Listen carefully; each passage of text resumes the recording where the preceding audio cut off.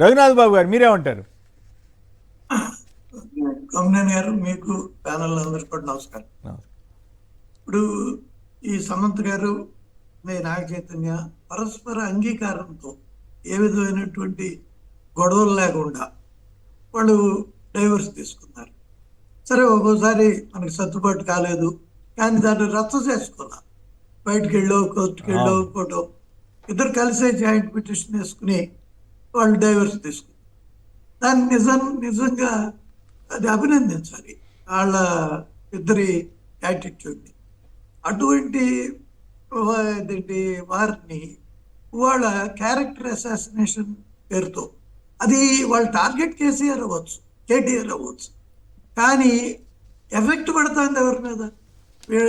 ఏంటి సమంత్ మీద, అక్కినేని ఫ్యామిలీ మీద. కాబట్టి ఆ రకంగా అంత నీచంగా అసలు చేయటం తప్పు. అసలు కేటీఆర్నైనా ఇటువంటి విషయాల్లో టార్గెట్ చేసే ఇంకా చాలా విషయాలు ఉంటాయి, వాటిని చేసుకోవచ్చు.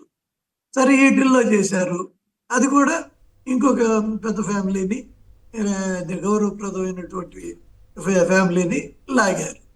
సరే, సురేఖ్ గారు చేశారంటే రేపు ఏదన్నా రీషఫుల్లో ఓ మంచి పోర్ట్ఫోలియో వస్తుందేమో, మొన్న ఏదో మంచిది రాలేదు కాబట్టి ఈసారి వస్తుందేమో అని కాసేపు అనుకుందాం.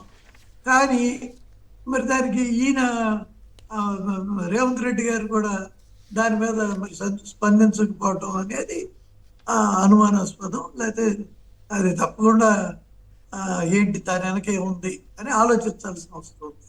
ఏదేమైనా ఈ మొత్తం వ్యవహారం తీవ్రంగా ఖండించాల్సిన విషయం. ఇది చాలా తప్పు. రాజకీయంగా ఇంత దిగజారటం అనేది నాకైతే అసహ్యం వేస్తాం. ఇటువంటి రాజకీయాలు అవసరమా, చేయాలా అనేటటువంటి పరిస్థితి వస్తుంది. రైట్. మీ మీ బాధ, మీ ఆవేదన అర్థమైంది రఘునాథ్ బాబు గారు.